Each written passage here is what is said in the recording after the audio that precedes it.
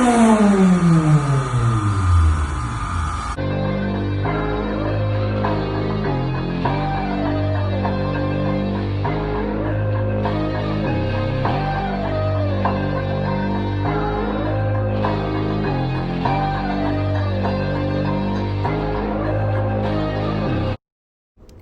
day, Yarders family. I'm bringing you today a throwback video of my 2010 Honda Civic Type R. It's an original FD2 Civic Type R. When I had this car, it was so much fun. This car is analog. When I say analog, there's little to no technology in this car. It's raw. You know what I mean? Gone are those days. These new cars nowadays, they just have a lot of technology. Don't get me wrong, they're fun, but this was next level fun.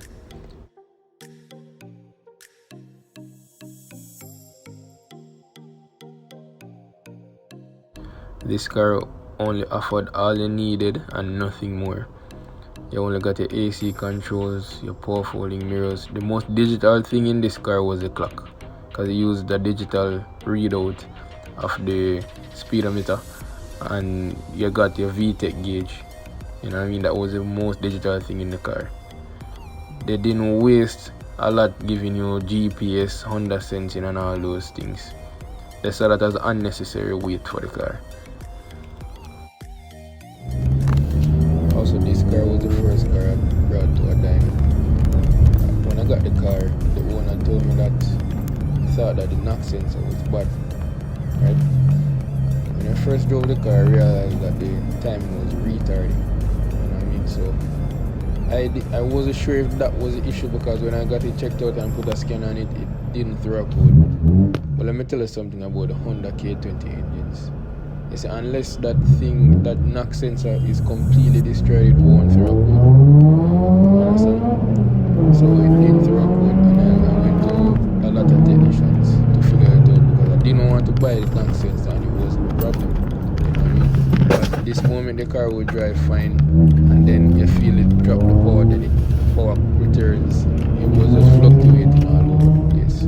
Not that it wasn't drivable, but it was annoying. You know what I mean? So I just got fed up one day and said, you know what, I'll go bring it. First time when I put it on the dyno, I realized that the dyno graph the curve wasn't smooth any at all. It was all over the place. So it was obvious at the time it was being retarded, and the air fuel ratio and stuff wasn't right. So after the dyno, I just actually said, you know what, let me just buy the knock sensor, spend the money, buy a brand new genuine knock sensor, I put it on, and the car was perfect. But on this dyno though, the car dynoed with that bad sensor at 190 something horsepower. I didn't get to return to the dyno after I fixed the issue, but I can tell that it was way faster, was noticeably faster when I got the knock sensor in.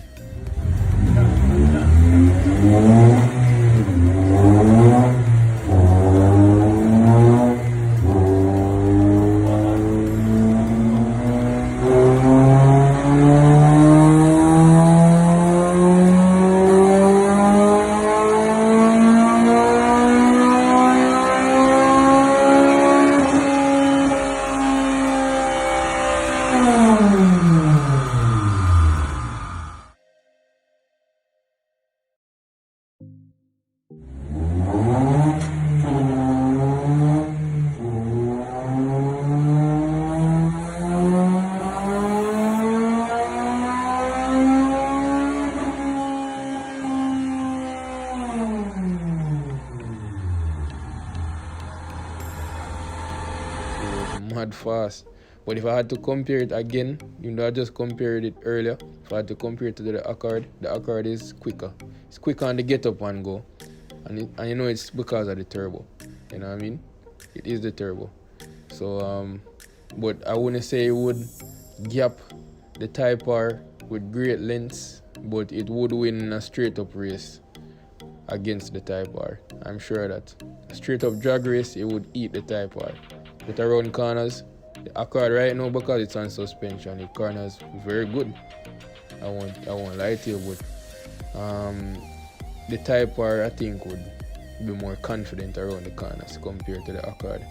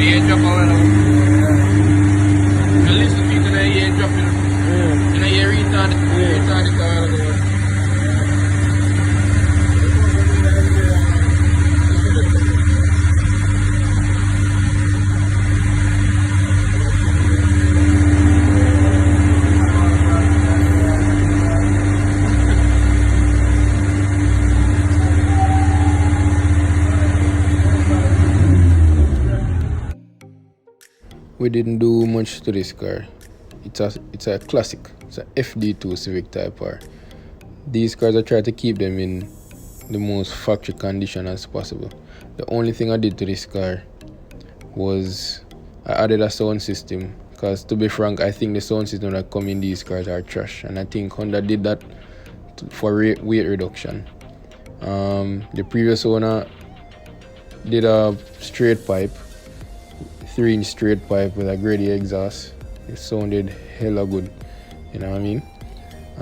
That was basically it. It's on stock wheels, stock suspension, everything. I love the way it drove. The suspension was rigid, but it was also forgiving. It would be unforgiving for some people, but I never had an issue with it. The handling was perfect. It was next level handling. You could throw this thing in a corner 1 million and it would take it. It wouldn't move, right? It wouldn't move. It's an awesome piece of machinery. Granted, a lot of cars out there are faster than these, because if I had to compare to the Accord is actually faster, stock versus stock, but it's not half as much fun as the FD2 Civic Type R. This car didn't have lane keep assist. It had traction control. Didn't have Honda sensing. It didn't have any of those things. It was raw talent, right? You had your old traditional pull handbrake. This one, however, used a push start, but I had to use a key. I had to put it in the on position and then push the button. Well, that's after you sync the clutch, right? It was a lot of fun. How I came by this car, I got this car from a guy named Dave. A very cool guy. I really appreciate what he did for me when I was purchasing this car. You know what I mean? He kept this car in immaculate condition.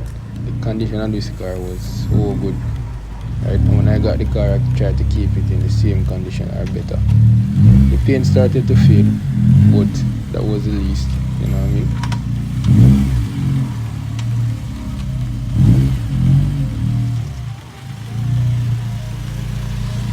Let me tell you something about reliability with this car.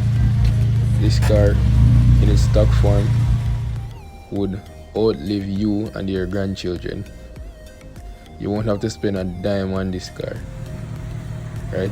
Once you get one of these cars and they're in good condition, you won't have to spend $1 on them. Okay, the things I didn't like about this car, the electronic limiter was hella annoying. It was extremely annoying. It limited out at exactly 185. I know it sounds excessive, but for that type of car, you would expect that Honda Japan, where it came from, would actually increase the speed limiter. Another annoying thing with that car was the gearbox was hella fun and efficient and effective, but it had a big drawback. That 6th gear felt like a 4th or a 5th gear. Trust me when I tell that I think this car needed an extra gear. This car should have been a 7-gear transmission or a 7-gear gearbox. I won't lie to you. It's hella annoying driving this car on the highway. You'd be on the highway in 6th gear, going like 100 kilometers per hour, 120, and the car would be like, it's in high rev. You know what I mean? Like probably like 4,000 RPMs. You know what I mean? But they designed the car that way, the gearbox that way, so you have maximum power in each gear. It's very good and it's effective. trust me, but it needed that 7th gear, so that 7th gear could actually be the cruising gear, right?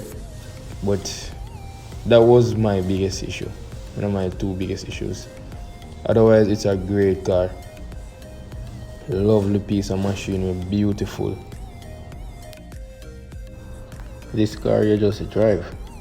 The engine is bulletproof. Everybody knows the legendary K20 engine. If you destroy this engine, you have no right to call yourself a driver. It's an impossible engine to destroy. Once you change your oil and you service it on time and everything, this engine will last you forever. I mean, I think even the body will go. I think the body will start to rot before the engine decides to give way. It's that reliable. You can rev this car all day, every day. Once you service and cure this car, cure this engine, service the engine properly, on time and everything, you will have no issues.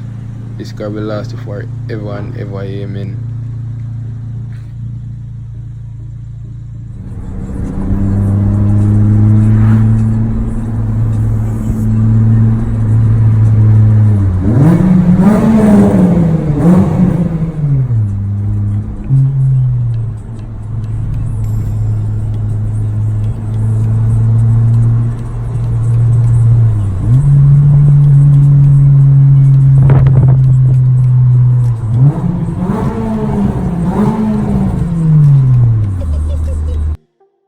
So thanks for watching.